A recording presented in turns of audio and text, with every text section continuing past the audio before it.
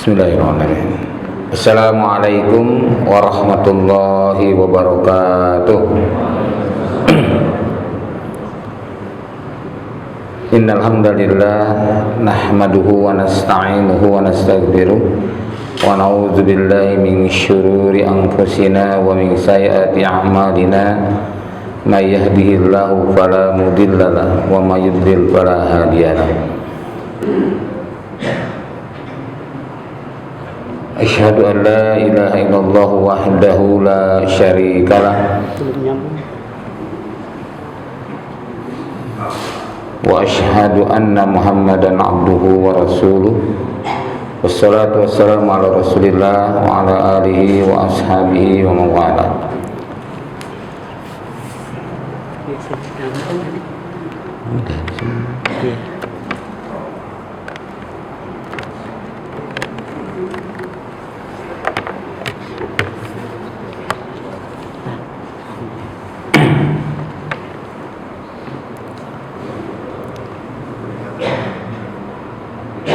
A'udzubillahi minasyaitonirrajim. Ya ayyuhalladzina amanu taqullaha haqqa tuqatih wa la tamutunna illa wa antum muslimun. Amma ba'd. Fa inna asdaqal hadits kitabullah wa khairal hadi hadi Muhammad sallallahu alaihi wasallam wa syarrul umuri muhdatsatuha wa kullu muhdatsatin bid'ah wa kullu bid'atin dhalalah. Apa kabar para ikhwan? Sehat semua ya? Alhamdulillah, mudah-mudahan kita selalu sehat walafiat lahir dan batin dan senantiasa dirahmati Allah SWT. Dan mari awali majelis ini dengan membaca doa thalabul ilmi. Bismillahirrahmanirrahim. Rabbi zidni ilma, Allahumma anfa'ni bima 'allamtani wa 'allimni ma yanfa'uni warzuqni ilman yanfa'uni. Amin Allahumma amin. Para ikhwan yang Allah muliakan, jamaah Masjid Al-Hidayah, kita sedang berada di bulan Dzulqa'dah. Tinggal beberapa hari ke depan, atau sekitar 3 pekan lagi kita akan masuk bulan Dzulhijjah. Dan kita sudah sama-sama paham bahwa di bulan Dzulhijjah ada momentum emas, ada hari-hari yang terbaik untuk beramal sholih.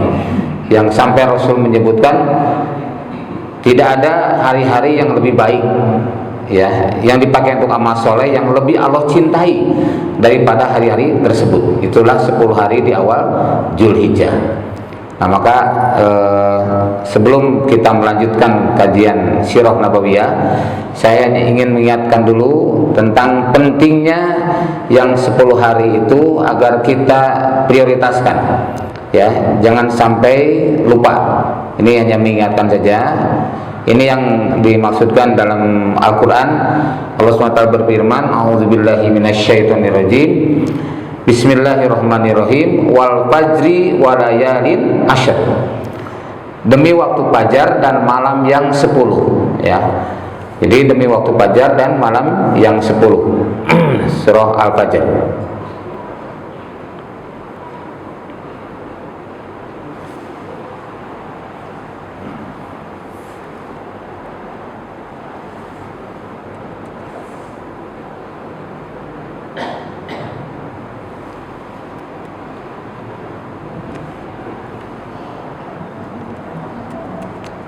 Ada error nih.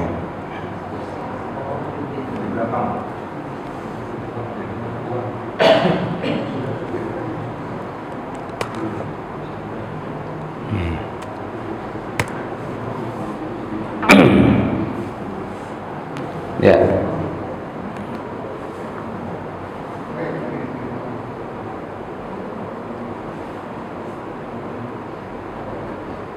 Baik.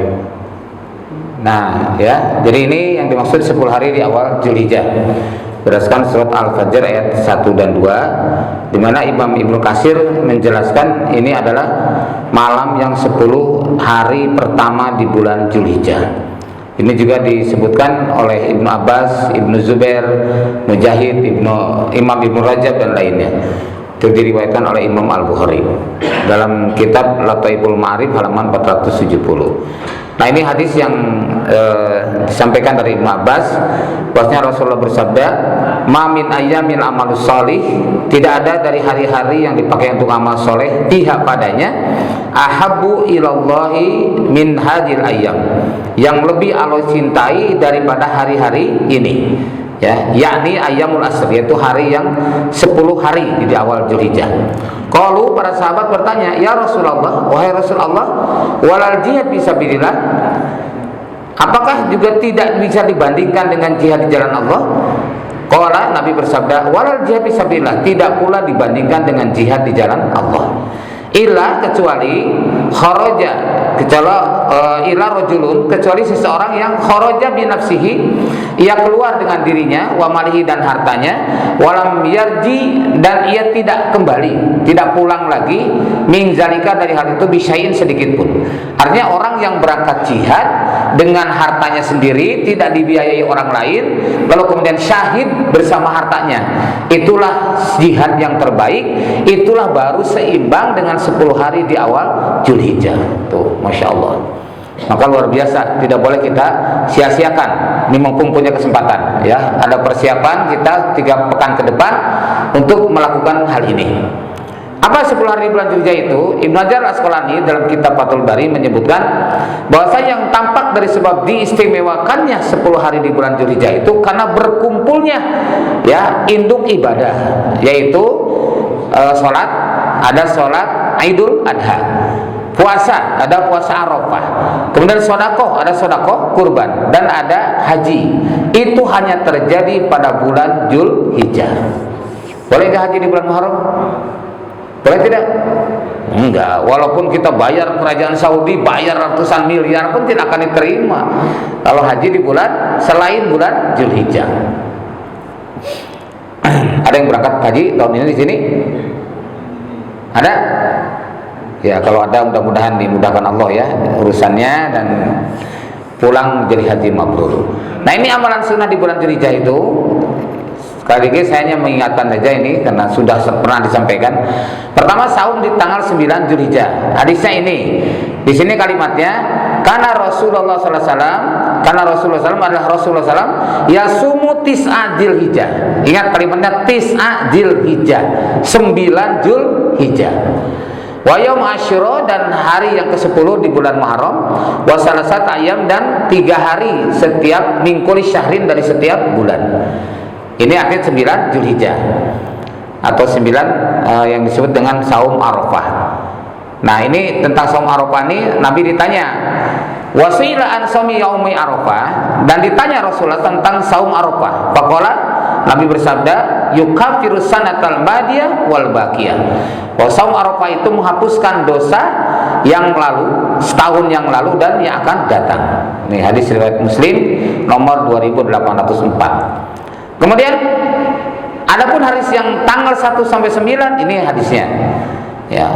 Ana Rasulullah sallallahu alaihi wasallam kana yasumu tis'an min Dzulhijjah. Tuh, kalau tadi 9 Dzulhijjah, ini 9 hari dari bulan Dzulhijjah. Ya, maka kalau kita nanti ada yang saum dari tanggal 1 sampai 9, nggak usah kaget. Ini dalilnya, ya. Kalau saum tanggal 9 saja juga silakan. Itu sudah masyhur, ya. Dari tahun ke tahun kita melaksanakan tanggal 9 Dzulhijjah. Tapi kalau ada yang saum dari tanggal 1 sampai 9 pun dibolehkan. Karena intinya dalam 10 hari di awal Dzulhijjah tadi. Nah, kemudian takbir, ya, yang kedua takbir. Nah, takbir ini bukan hanya di tanggal 9 Dzulhijjah, tapi dari tanggal 1 sudah boleh takbir. Tapi secara individu, maksudnya masing-masing. Kita sering takbir di rumah, ya, atau di mana saja, tidak mengenai waktu dan tempat. Berbeda kalau tanggal 9 Dzulhijjah. Kalau 9 Dzulhijjah memang dicontohkan, yaitu dari tanggal 9 waktu subuh, yaitu setelah sholat, tiduburi sholat. Jadi setelah sholat bertakbir. Tapi kalau takbir sifatnya umum, itu kapan saja dan di mana saja. Ini dijelaskan dalam Ibnu Katsir juz 1 halaman 521. Nah, kemudian ini macam-macam takbir, ya. Ya, ini saya langsung aja karena waktu langsung ke sini nih. lafaz takbir. Nih, lafaz takbir yang didapatkan dari riwayat ada 3. Ada Allahu Akbar, Allahu Akbar, Allahu Akbar kabiro. Ada yang begitu. Itu diulang-ulang terus. Allahu Akbar, Allahu Akbar, Allahu Akbar kabiro. Ada juga yang Allahu Akbar, Allahu Akbar, la ilaha illallah, wallahu akbar, Allahu Akbar walillahil hamd. Ya, ada juga yang 3 kali takbirnya. Allahu Akbar, Allahu Akbar, Allahu Akbar, la ilaha illallah, wallahu akbar, Allahu Akbar walillahil hamd. Di sini 2 apa 3 kali? 3 kali ya. Nah, jadi kalau ada orang yang 2 jangan disalahin, karena itu juga berdasarkan riwayat. Nah, kita lihat riwayatnya seperti ini. Ya. Nah, ini yang kita. Hadatsana Yazid bin Harun sana Syarik qala qultu li Abi Ishaq, aku berkata kepada Abi Ishaq, kaifa kana yukabiru Ali wa Abdullah, bagaimana takbirnya Ali dan Abdullah bin Umar. Takbirnya Ali dan Abdullah bin Umar, Ali bin Abi Thalib maksudnya. Qala, maka Abu Ishaq menjawab, karena keduanya, ya, kalau kana satu, kalau kana keduanya, yakulani dua-duanya berkata demikian atau mengucapkannya kalimat demikian. Allahu Akbar, Allahu Akbar, la ilaha illallah, wallahu akbar, Allahu Akbar walillahil hamd. Intaha, selesai. Jadi 2 kali takbirnya. Kalau riwayatnya dari Ali dan Abdullah bin Umar. Mulahadzah, perhatikan. Tiba di riwayat, pada sebagian riwayat An Ibnu Mas'ud, dari Ibnu Mas'ud, dari Abdullah bin Mas'ud, biziyadati takbiratin hakadha, yaitu dengan tambahan takbir 1 kali seperti ini. Allahu Akbar, Allahu Akbar, Allahu Akbar, la ilaha illallah, wallahu akbar, Allahu Akbar walillahil hamd. Nah, ada penjelasan di bawahnya. Lakin, tetapi tasniyatut takbir, ya, 2 kali takbir itu arja, lebih kuat. Maksudnya lebih kuat kenapa? Karena riwayatnya lebih banyak. Ya, wallahu a'lam. Artinya, kalau ada orang yang 2 kali takbir benar, yang 3 kali takbir juga benar. Hanya yang diriwayatkan yang 2 kali takbir riwayatnya lebih banyak. Nah, maka disebutnya dengan sini arjahnya lebih kuat. Baik. Nah, kemudian yang ketiga yang dilaksanakan di bulan ini adalah haji. Ya, sebagian sabda Nabi, al umroh ilal umroh kafaratun lima bainahuma. Yang umroh, dari umroh ke umroh itu kafaratun, menjadi kafarah, menjadi penghapus dosa-dosanya lima bainahuma, di antara keduanya. Kalau kita misalkan umroh nih bulan bulan Ramadan, nanti umroh lagi ya bulan Muharram. Nah, dari Ramadan ke Muharram itu dihapuskan dosanya. Kalau bulan umroh lagi nanti misalkan bulan Rajab, maka dari Ramadan tadi sampai ke Rajab dihapuskan dosanya. Gitu maksudnya. Nah, kemudian wal hajjul mabrur, dan haji mabrur laisa lahu jazaun, tidak ada baginya pahala, tidak ada baginya balasan ilal jannah, kecuali surga. Nah, itu bagaimana kriteria haji mabrur? Pertama adalah ikhlas karena Allah. Sebagaimana ayatnya, wa ma umiru illa liya'budullaha mukhlishina lahuddin. Tidaklah diperintahkan dalam beribadah kepada Allah kecuali ikhlas melaksanakan agama Islam ini. Yang kedua, ittiba'us sunnah, mengikuti sunnah. Karena Nabi bersabda, khudhu anni manasikakum, ambillah dariku manasik hajimu. Ya, jadi tidak menggunakan cara-cara lain. Lihat manasik Rasulullah SAW. Kemudian berangkat dengan harta yang halal. Jadi orang yang berangkat haji atau umroh tapi dengan harta hasil korupsi, manipulasi data, ya, atau mengurangi timbangan, hasil jual beli yang haram, maka itu tidak diterima haji atau umrohnya. Berdasarkan dalil surah hadis riwayat Muslim nomor 1015, innallaha thayyibun la yaqbalu illa thayyiban. Sesungguhnya Allah itu Maha baik dan Allah tidak menerima kecuali yang baik. Nah, itu. Yang keempat, menjauhi segala kemaksiatan dan penyimpangan. Jadi jangan sampai kita melakukan bantah-bantahan, ya, berbuat fasik, berbuat profas, berkata-kata yang tidak sepantasnya itu pada masa haji.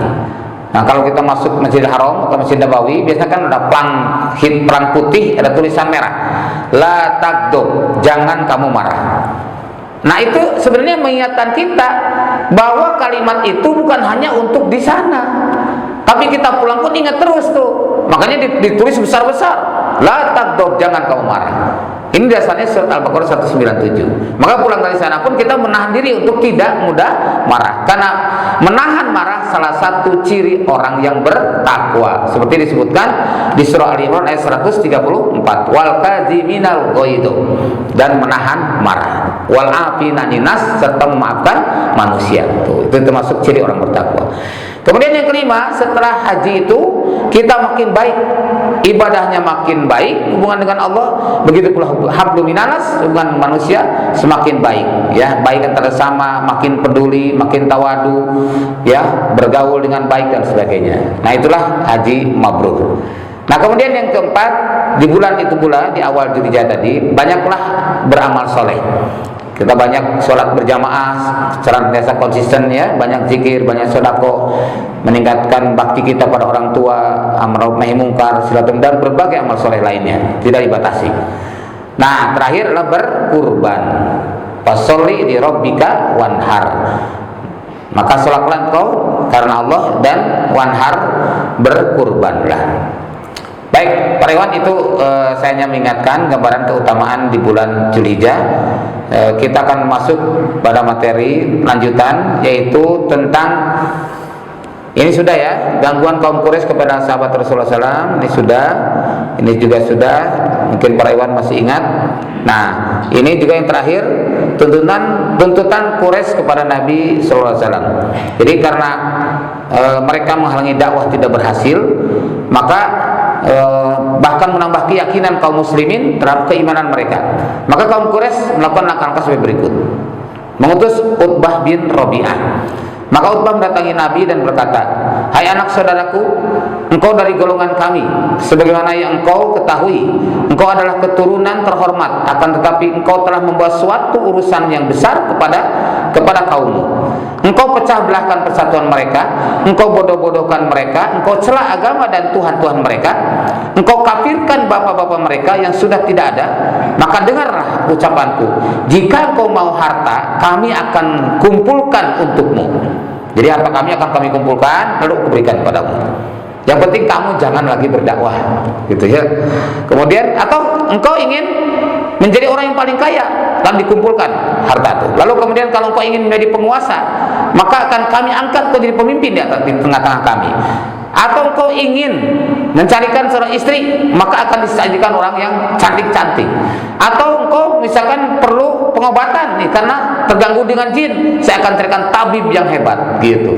Itu tawarkan. Tapi kata Nabi gimana? Nabi tidak menjawab apapun, lalu beliau membacakan surah Fussilat, surah ke-41, ya. Dan setelah dibacakan belum selesai, sudah ditutup mulutnya. Udah, cukup. Maksudnya apa? Utbah merasa nyaman mendengarkan itu, tapi artinya sudah cukup. Sampai akhirnya Utbah kembali pada kaumnya, dia berkata begini, bahwasanya Muhammad itu ternyata bukan syair yang dibacakan Muhammad itu, bukan juga sihir, ya. Pokoknya yang dilakukan Muhammad bukan syair, bukan sihir. Nah, tapi apa komentar orang-orang Quraisy? Jawabnya begini. Ketika mendengar laporan Utbah, kaum Quraisy menjawab, "Wah, ini kamu sudah terkena sihir Muhammad." Oh. Jadi itu Pak, Muhammad Rasulullah SAW itu dianggap sebagai pembawa agama baru. Kenapa? Karena setelah Nabi SAW diangkat Allah Subhanahu Wa Taala, terjadi fatrah. Fatrah itu putus wahyu, putus Rasul. Selama kurang lebih 600 tahun. 600 tahun kita bayangkan, kira-kira berapa turunan tuh 600 tahun, ya. Maka begitu diangkatnya Nabi Muhammad SAW, menyampaikan Islam, menyampaikan kembali milah Ibrahim, ajaran bapak mereka dari Nabi Ibrahim alaihissalam, maka mereka menyebut Muhammad pembawa ajaran baru. Muhammad membawa agama baru, dan bahkan memecah belah keyakinan kita, memecah belah antara kita, saudara terpisah. Kenapa? Karena sebagian beriman, sebagian kafir, kan gitu. Ya, ini dianggap memecah belah. bukan Muhammad bawa agama baru. Kenapa? Karena mereka aneh, karena sudah terjadi kesyirikan. Jadi awalnya mereka pengikut Nabi Ibrahim, dilanjutkan oleh Nabi Ismail, terus keturunannya soleh. Nabi Ismail itu tidak lagi turun Nabi, cukup orang-orang soleh menjelaskan. Tapi satu saat ya, di Quraisy itu adalah seorang tokoh bernama Amr bin Luhai. Amr bin Luhai itu dari Bani Huza'ah. Itulah orang yang pertama kali memusyrikan orang-orang Quraisy. Berawal dari Amr bin Luhai itu, dia bertamasya melancong ke negeri Sam. Di Sam, orang-orang Sam begitu lebih makmur dibandingkan dengan di Mekah. Hidupnya ramai ya, mereka kekayaannya luar biasa. Maka kemudian tertarik, ini apa rahasianya? Oh, ternyata orang Sam itu punya kebiasaan menyembah kepada Allah dengan perantara Hubal. Ditanya siapa Hubal ini? Hubal ini ternyata orang solih tadinya di masa hidupnya. Setelah dia meninggal, lalu orang tua mereka membuat patung Hubal untuk mengingat kesolihan mereka. Tuh ya, kesolihannya dibuatlah patung Hubal. Kalau sekarang kan kita bisa pakai WA, ya bisa pakai foto. Nah dulu tidak, dibuatlah patung. Nah kemudian lama-kelamaan berangsur-angsur setan menyesatkan mereka sampai akhirnya dijadikan perantara kepada Allah untuk mendekatkan diri kepadanya. Nah ini yang kemudian dibawa oleh siapa tadi? Amr bin Luhai, dibawa ke Mekah menjadi oleh-oleh. Lalu di Mekah diadakanlah penyembahan ritual baru, menyembah kepada Allah dengan perantara Hubal tadi. Akhirnya muncul pendapat dari yang lain, tokoh-tokoh Quraisy yang lain. Gimana? Kita kan punya juga orang seperti ini. Dulu orang tua kita membuat, yaitu ada Lata, ada Uzza, ada Manat. Itulah orang-orang soleh di tengah kita. Apa tidak lebih baik kalau kita ambil saja?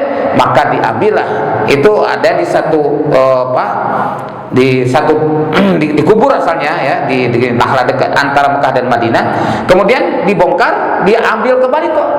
Lalu dibersihkan, dirapikan, disandarkan di Ka'bah bersertaan dengan Hubal. Maka ada Hubal, ada Lata, ada Manat, ada Uzza. Nah, 4 berhala besar inilah yang awalnya mengawali kesyirikan di Quraisy. Begitu, yaitu dipelopori oleh siapa tadi? Amr bin Luhai dari Bani Huza'ah. Nah itu awalnya. Lalu kemudian setelah itu berangsur-angsur. Nah makin hari makin tersebar berita bahwa di Mekah sekarang ada ritual baru. Akhirnya orang berdatangan ingin mengikuti acara itu. Ya, karena mereka keyakinan, oh Amr bin Luhai kan orang yang paling baik di tengah-tengah kita, dia penjaga Ka'bah, masa sih dia salah? Nah, oleh ikan itu, ayo kita ikutinlah. Maka kesyirikan makin merajalela. Dari setiap suku akhirnya bawa patung masing-masing, ya untuk mengenang jasa-jasa ya orang-orang soleh di tengah mereka. Itulah sampai akhirnya terkumpullah sekitar 360-an patung di sekitar Ka'bah. Nah inilah awalnya terjadilah banyak perpecahan. Maka ketika Rasulullah mengajak kepada agama Ibrahim, pada milah Ibrahim, agama tauhid, mengembalikan kepada Islam, maka mereka menyebut Muhammad pembawa agama baru. Allah SWT berfirman dalam surah Al-Maidah ayat 104. A'udzubillahi minasyaitonirrajim. Wa idza qila lahum ta'alu ila ma anzalallahu wa ila rasul. Apabila kamu seru kepada mereka, ta'alu ila ma anzalallahu wa ila rasul. Ayo kita kembali kepada Allah dan Rasul. Maka mereka akan menjawab, qalu hasbuna ma wajadna alaihi abana. Mereka akan menjawab, cukuplah apa yang kami dapatkan dari nenek moyang kami, dari guru-guru kami, dari bapak-bapak kami. Oh, udah cukuplah, ngapain ikut-ikut Muhammad pembawa agama baru. Tuh, ya. Jadi ini hal yang akan terulang di akhir zaman. Maka ketika disampaikan kebenaran, mereka terasa baru, asing dengan ajaran Nabi Ibrahim yang padahal itu adalah ajaran nenek moyang mereka. Tuh, nabi-nabi mereka. Demikian Pak Ikhwan. Nah ini ayatnya dalam surah Al-Maidah ayat 104. Nah, kemudian pada saat ketika mereka putus asa menyeru Muhammad, lalu akhirnya mereka pun datang. Tadi karena mengutus Utbah bin Rabi'ah tidak berhasil, maka tokoh-tokoh Quraisy yang lain akhirnya mendatangi Rasulullah SAW dan mengajak beliau untuk menyembah berhala secara bergantian. Udah gitu, itu Muhammad, kita kompromi aja lah. Sepekan kami menyembah kepada Tuhanmu, sepekan kemudian kamu juga menyembah Tuhan kami. Gimana? Setuju atau tidak? Tawarkan. Nah, maka turun ayat surah Al-Kafirun. Karena Rasulullah SAW ya menolak ajakan mereka, dan kemudian turun ayat begini, wa idza tutla alaihim ayatuna bayyinatin qala alladziina la yarjuna liqa'anati ya liqa'anati bi Qur'anin ghairi ahada.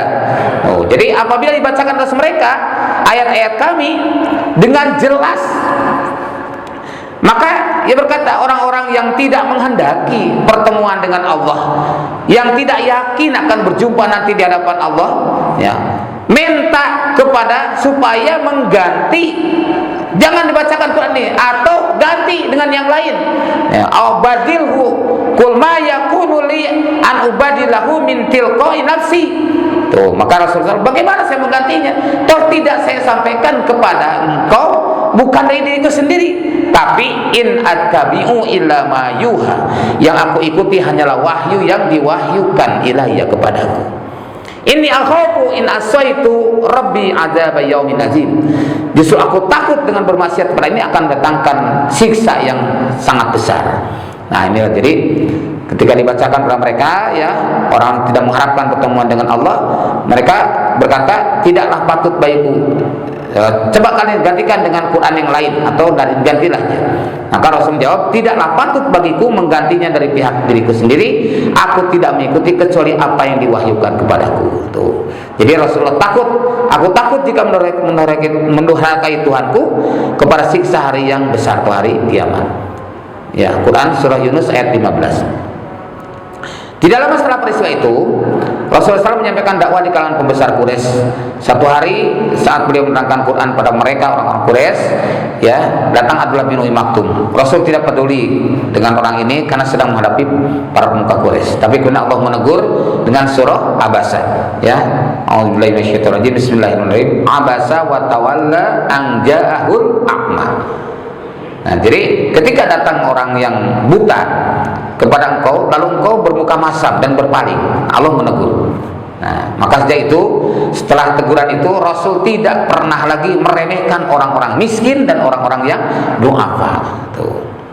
Kemudian yang selanjutnya, akhirnya dengan tekanan yang luar biasa, karena tadi tidak mau menerima juga dengan tawaran untuk kompromi, maka mereka meningkatkan siksaan kepada para pengikut Rasulullah SAW, kepada kaum muslimin saat itu. Maka di pertengahan atau akhir tahun 4 kenabian sampai pertengahan 5 kenabian, siksaan dan tekanan musyrikin Quraisy semakin meningkat dari waktu ke waktu. Nah, sehingga tak ada lagi tempat yang aman untuk berlindung. Nah, kondisi itulah kemudian turun surah Az-Zumar ayat ke-10, yang artinya di sini, ya, katakanlah, hei hamba-hambaku yang beriman, bertakwalah kepada Rabbmu, pada Tuhanmu. Orang-orang yang berbuat baik di dunia ini memperoleh kebaikan, dan bumi Allah itu adalah luas. Sesungguhnya hanya orang-orang yang bersabarlah yang dicukupkan pahala mereka tanpa batas. Inilah perintah hijrah. Nah, maka terkumpullah 15 orang ini. Sebagian riwayat ada yang minta 16, ada juga yang 15. Antara lain Utsman bin Affan sebagai Amir Safar. Ya, Amir Safar itu adalah ketua rombongan, gitu ya. Jadi kalau dalam Islam itu disyariatkan kita berangkat kemana saja harus ada Amir Safar. Bapak-bapak kan sering kan, oh kita ke undangan yuk, satu mobil, harus ada amirnya itu. Ingat, Nabi bersabda 3 orang saja harus diangkat seorang amir. Karena la yahilu salah satu parti minati illa amaru alaihim ahadahum. Tidak halal 3 orang berada di satu muka, di satu lembah di muka bumi tanpa diangkat seorang amir. Ini pentingnya pimpinan dalam kaum muslimin. Ini apalagi jumlah umat Islam 2 miliar lebih. Ya, ini 3 orang saja harus ada pimpinan. Nah, jadi Utsman bin Affan diambil safar, kemudian istrinya Utsman yaitu Ruqayyah binti Rasulullah, lalu Abu Salamah dan istrinya Ummu Salamah, kemudian saudara seibu Abu Salamah, Abu Sabrah bin Abu Rahim dan istrinya Ummu Kulsum, Amir bin Rabi'ah dan istrinya Laila, Abu Zaifah bin Utbah bin Rabi'ah, nih Abu Zaifah putranya Utbah bin Rabi'ah tadi, beserta istrinya Sahlah binti Suhaib, kemudian Abdurrahman bin Auf, Utsman bin Maz'un.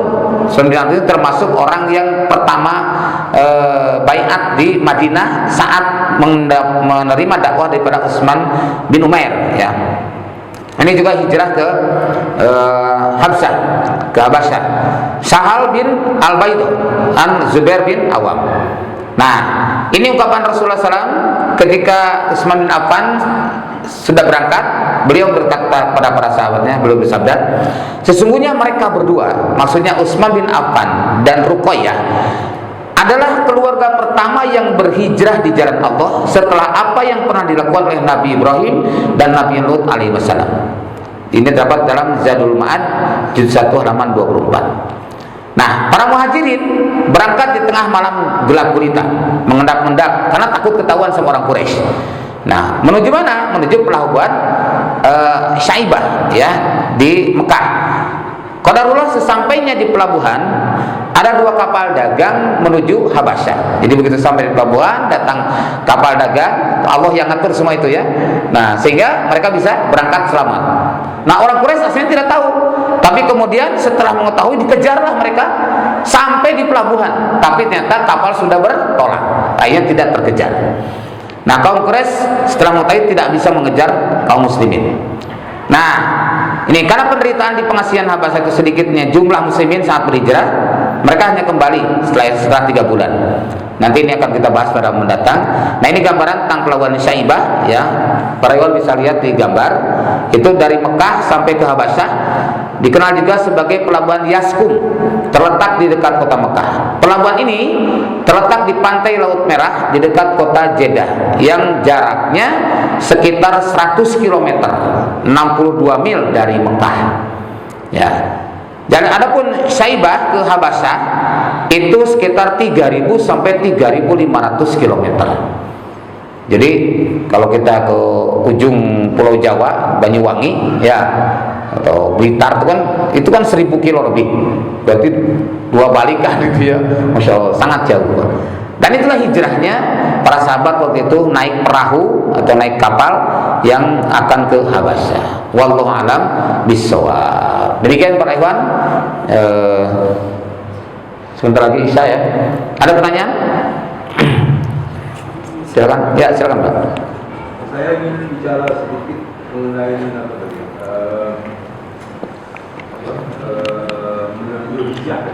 Ya. Mengenai haji di Pak kan harta itu harus halal, ya. Seperti itu. Ya. Sekarang begini pertanyaan Pak Ustaz. Kan ada sekarang tuh haji tapi menggunakan namanya haji abidin, ya Pak Ustaz. Ya. Nah, bagaimana hukum seperti itu? Apakah itu halal, ya, atau tidak gitu, ya? Itu yang pertama. Terus yang kedua,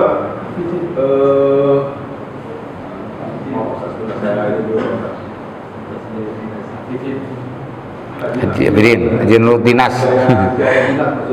Ya. Udah? Mungkin kemudian haji badal, Pak Ustaz. Ya. Menggantikan orang yang sudah meninggal, apakah orang tua atau saudara kita, gitu. Ya. Baik. Kira-kira itu bagaimana? Ya. Tentang Haji Nurdin, ya kita tetap harus tahu tentang sumber hartanya, Pak. Ini hartanya benar-benar halal atau tidak? Harus tahu. Jadi jangan sampai kita mengira-ngira, oh udahlah percaya aja lah Sultan. Jangan, karena boleh jadi misalkan itu harta riba dipakai untuk menghajikan, kan bisa kan? Nah, contoh misalkan saya punya teman di Puspitek, ya, Pusat Pengetahuan Teknologi yang sekarang jadi BNPT, ya. Nah, itu tempatnya Pak Habibie dulu. Saya biasa ngisi rutin bulanan. Nah, ada teman saya itu marbot masjid dihajikan oleh kas masjid karena disepakati kas masjid itu berlimpah, sehingga mereka sepakat masjid sudah sangat bagus, apalagi nih udah kita sepakat menghajikan marbot masjid. Mudah-mudahan marbot di sini juga begitu ya. Nah, ini diberangkatkan haji. Nah itu juga sama Haji Abidin juga tadi saya katakan, Haji atau Nurdin, Haji Nuruddinas atau Kosasi, ongkos dikasih gitu ya. Nah, kemudian kaitan dengan tadi harus diyakinkan, dipastikan halalnya. Kalau kita ragu jangan. Karena tadi dengan dasar layak balu ila thayyiban. Allah tidak menerima kecuali yang baik. Yang kedua tentang haji badal, ini sepakat para maaf di kalangan para ulama, ada yang bersepakat dengan haji badal itu, ada juga yang tidak sepakat. Tapi kalau kita misalkan lihat dalam ini, perbedaan masalah fikih itu hal biasa. Prinsipnya adalah haji badal itu adalah kalau misalkan kita yakin betul yang menghajikan pun sudah haji. Itu ya, sudah haji. Dan sampai sekarang masih terus menjadi perbedaan pendapat di kalangan keabsahan tentang haji badal tadi.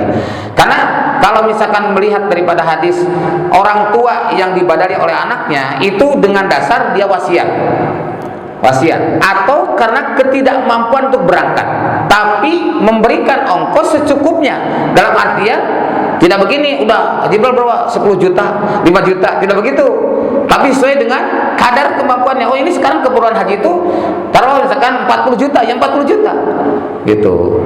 Yang saya tahu nih, yang tahu saya pernah lihat juga sertifikat haji badal itu kadang tidak sejumlah dengan nilai haji yang diperlukan, betul tidak? Nah, jadi kadang hanya cuma 5 juta, ada yang 10 juta.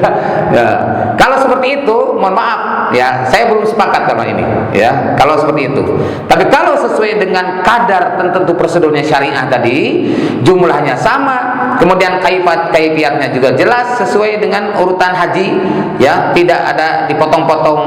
Nah, kemudian juga tadi yang terpenting ada wasiat, ya, ada wasiat dari orang yang akan berhaji. Ketidakmampuan dia berangkat karena sakit misalkan atau karena meninggal, tapi dia sudah ingin berangkat, nah tidak keburu sudah dibadalkan, hal itu tidak ada masalah ya.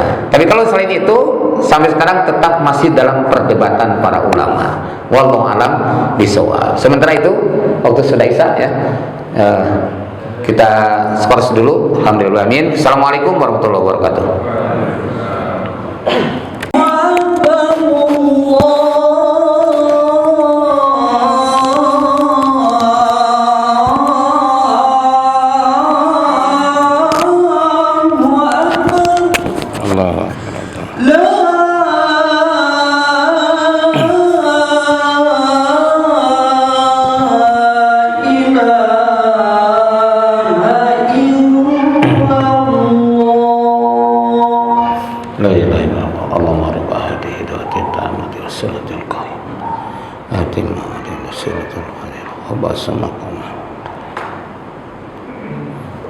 Baik, para ikhwan, silakan, ada yang mau nanya lagi? Oh iya, silakan Pak. Haji dari Pak Ustaz. Iya. Salah satu syarat yang harus kita penuhi adalah kita tidak melakukan perbuatan maksiat ya, dalam haji. Mungkin salah satu di antara tadi marah-marah gitu. Iya. Tapi dengan situasi dan kondisi gitu Pak. Katakan kita tuh bawa dalam satu kloter, tapi di tempat kita itu fasilitasnya tidak memungkinkan. Karena kita mau makan tuh dari yang fasilitas yang diberikan kita. Katakan misalnya kita mau makan tuh sampai susah. Atau tempat yang tidak terkondisi dengan baik, sehingga kita bisa marah gitu. Seharusnya seperti kayak gitu. Kira-kira tuh gimana Pak? Apakah marah seperti ini masih diizinkan? Atau kita masih apa adanya gitu? Ya, jadi intinya adalah kalimatnya kan wal kaziminal ghaiz, menahan marah. Yang namanya luapan emosi atau kesel itu kan manusiawi. Tapi yang terpenting adalah pengendalian diri untuk tidak melakukan tindakan yang menunjukkan kemarahan gitu. Jadi tegas wajar, tapi tidak kasar, misalkan gitu ya. Nah, seperti halnya gini. Rasul bersabdakan, "Laisu syadidu bisyur'ah, innamas syadidu yamliku nafsahu indal ghadab." Sesungguhnya orang yang perkasa itu bukan orang yang kuat pukulannya, tapi yang mampu menahan diri dalam keadaan marah. Tuh. Jadi marah itu manusiawi, tapi biarkan hati-hati, tapi tidak diungkapkan, apalagi misalkan dengan bahasa-bahasa yang kasar. Nah, itu yang terpenting. Jadi kalau misalkan kita ada suatu yang tidak wajar, kita tegas saja, kita tegas, tapi tidak dengan marah-marah dengan emosional, tidak. Tetap pengadilan diri. Itu yang terpenting begitu. Maka kalimatnya, ketika kalimat itu muncul, kan sahabat bertanya pada Rasul, ya Rasulullah, apa pesan kau kepadaku? Kata, la takdzub. Lalu apa lagi? La takdzub. Apa lagi? La takdzub. Sampai 3 kali nyebut Nabi. Kenapa? Karena tahu sahabat ini orang yang sulit menahan marah. Gitu. Maka Nabi menyatakan la takdzub, janganlah marah. Demikian, Pak. Ya. Ada lagi? Silakan. Ya, silakan, Pak. Tadi yang untuk sahabat yang hijrah itu, kok nggak ada Ja'far bin Abi Thalib, Ustaz? Oh, Ja'far bin Abi Thalib itu pada hijrah yang kedua. Kalau hijrah yang pertama itu Utsman bin Affan. Kalau hijrah yang kedua sama Ja'far itu para sahabat lebih dari 100 orang. Gitu, Pak. Ya. Jadi nanti akan sampai kajiannya pada hijrah Habasyah yang kedua. Itu yang pertama. Tadi yang 15 orang pertama. Yes. Ada lagi? Cukup? Guys, soal yang kemarin itu, Ustaz, yang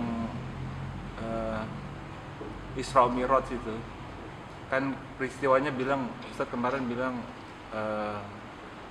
banyak yang murtad gitu kan, kemarin waktu kajian terakhir itu. Apanya? Muslim di Mekah banyak yang murtad kan kalau dari riwayatnya itu kan. Setelah dengar Nabi Isra Mi'raj itu. Oh iya.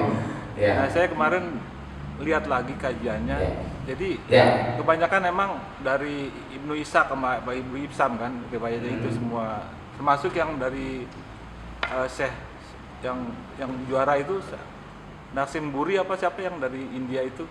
Bukunya saya sampai lihat juga kan, dia juga nggak nyantumin kalau itu murtad gitu. Yeah. Jadi ada riwayatnya dari Imam Baihaqi, mungkin Ustaz bisa ngecek juga di apa sih namanya, lupa saya judulnya, tapi dia bahas juga Isra Mi'raj itu. Yeah. Jadi dia bilang bukan murtad, kalau bahasa Arabnya saya lupa ya,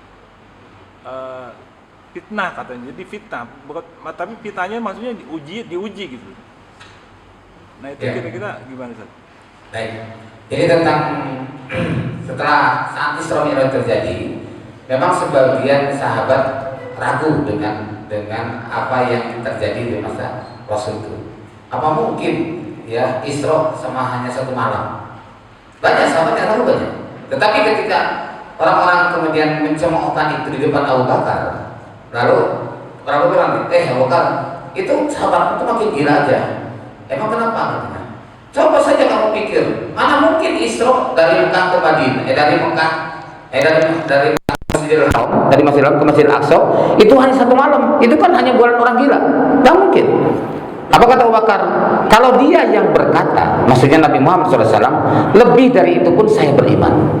Tuh, ini. Jadi sampai keimanan sahabat Abu Bakar ini diabadikan Allah SWT seperti dalam surah Al-Hujurat ayat ke-15. Innamal mu'minuna alladzina amanu billahi wa rasulihi tsumma lam yartabu. Sesungguhnya orang-orang yang beriman kepada Allah dan Rasulnya hanya saja, ya, sebelum dikatakan mukmin itu hanya saja orang yang beriman kepada Allah dan Rasulnya, tsumma lam yartabu. Kemudian tidak ada keraguan dalam hatinya. Kemudian wajahadu bi amwalihim wa anfusihim fi sabilillah. Dan mereka kemudian berjihad dengan harta dan jiwa mereka. Ulaika humus shadiqun. Mereka itulah orang-orang yang benar imannya. Jadi keimanan sahabat Abu Bakar ini sudah teruji. Itu ayat yang kaitan dengan surah Al-Hujurat ayat ke-15. Seperti halnya juga surah Fussilat ayat ke-30. Tentang innal ladzina qalu rabbunallah tsumma istaqamu, itu juga tentang Abu Bakar. Ya. Adapun sahabat-sahabat yang lain banyak yang ragu dengan peristiwa itu. Nah, ini yang ada memang riwayat yang memang kurang sahih ya, saya katakan kurang sahih karena yang menyebutkan sampai murtad. Tapi kalau di masa sepeninggal Rasul banyak orang-orang yang murtad di masa Abu Bakar itu. Nah, itu termasuk orang-orang yang sudah punya penyakit sejak zaman Nabi. Itu. Jadi penyakit itu kemudian terus makin hari makin besar, apalagi setelah Rasul wafat, mereka ada yang tidak mau bayar zakat, ada yang murtad dan sebagainya. Demikian. Ya. Ada lagi? Tadi saya sampaikan tentang kurban itu ya. Ini diingatkan tentang pentingnya hal ini berkaitan juga yaitu dengan syarat-syarat hewan kurban. Ini juga jangan sampai ada yang salah. Karena masih ada kadang-kadang di tempat tertentu yang kurang perhatian. Ini syarat hewan kurban yang dalam hadis riwayat Muslim nomor 1963. Umur unta genap umur 5 tahun, sapi genap umur 2 tahun, kambing telah genap umur 1 tahun, ya. Loh? Pikiran masih ada. Jadi umur domba ya itu yang jazaah berumur 1 tahun. Pendapat lain ada juga yang membolehkan 6 bulan. Jadi umur domba itu boleh 1 tahun, boleh juga 6 bulan. Itu dalam hadis riwayat Bukhari nomor 5557 dan Muslim 1965. Kemudian hewan kurban juga harus terbebas dari cacat. Jadi jangan sampai ada yang hewan berkurban dengan yang cacat. Dan yang juga penting diperhatikan ini tentang waktu penyembelihan kurban, ya. Karena waktu disembelih sebelum sholat Idul Adha tidak dimasukkan kurban, sedekah biasa. Nah, kemudian yang juga penting adalah Nabi berperan, ya, Nabi bersabda dengan kalimat seperti ini, bahwasanya hadis riwayat Muslim nomor 2305, bahwasanya Rasul bersabda, kuntu nahaitukum an ziyaratul kubur. Aku melarang ya kalian untuk ziarah kubur. Fazuruha. Nah, kemudian Rasul merintahkan. Jadi ziarah kubur itu asalnya dilarang, tapi kemudian diperintahkan. Nah, kalau dalam kaidah usul al-amru ba'da nahyi yufidul ibahah. Kalau ada perintah setelah larangan menunjukkan boleh, artinya menjadi mubah hukumnya. Ya, bisa menjadi sunnah, bisa menjadi musyrik, sangat tergantung. Orang datang ke kuburan, kalau dia niatnya ziarah melakukan sunnah Rasulullah SAW dapat pahala. Tapi kalau datang ziarah minta-minta kepada yang sudah meninggal, hukumnya musyrik. Nah, demikian pula masalah kurban. Wa nahaitukum an luhumil adhahi, dan aku melarang menyimpan daging kurban. Nah, fauqa salasin, lebih dari 3 hari. Fa'amsiku ma badalakum. Tapi kemudian sekarang silahkan menyimpannya. Nah, ini setelah dipelajari dari syarah hadis ini bahwa pernah satu saat dalam kondisi paceklik, kondisi yang sangat sulit, sementara daging kurban sangat dibutuhkan oleh masyarakat, maka saat itu tidak boleh menyimpannya, harus dibagikan. Tapi ketika sudah berlimpah, maka saat itu boleh disimpan di freezer, ya, diamankan untuk beberapa hari ke depan atau beberapa bulan boleh, atau dikalengkan, silakan. Kalau memang sudah tadi diperlukan seperti itu. Tapi kalau dalam kondisi yang sangat darurat, nah seperti sekarang, kita banyak saudara-saudara kita yang sedang kesulitan. Nah, sementara kita di sini banyak nih, di Al Hidayah ini banyak daging kurban. Sementara tetangga desa tidak dapat. Nah, saat itu tidak boleh kita menyimpannya, harus dibagikan kepada orang yang sedang memerlukan. Demikian ya. Nah, terakhir tentang pentingnya masalah ini juga Nabi bersabda dalam hadis riwayat Muslim nomor 5233. Nabi bersabda gini, "Idza dahulal asr wa indahu adhiyatun yuridu ayyudhiya fala ya'khudanna sya'ran wala yaqlimanna zufuran." Apabila masuk dalam 10 hari di bulan Dzulhijjah, orang yang sudah berniat kurban, memiliki hewan kurban, lalu ia hendak berkurban, maka hendaklah atau janganlah ia mengambil atau memotong rambut dan kukunya sampai disembelihkan hewan kurbannya itu. Demikian ya. Ini mudah-mudahan jadi perhatian. Allah a'lam. Demikian para ikhwan, mohon maaf bila yang kurang berkenan. Wa minkum subhanakallahumma wa bihamdik asyhadu an la ilaha illa anta astaghfiruka wa atubu ilaik. Walhamdulillahirabbil alamin. Wassalamualaikum warahmatullahi wabarakatuh.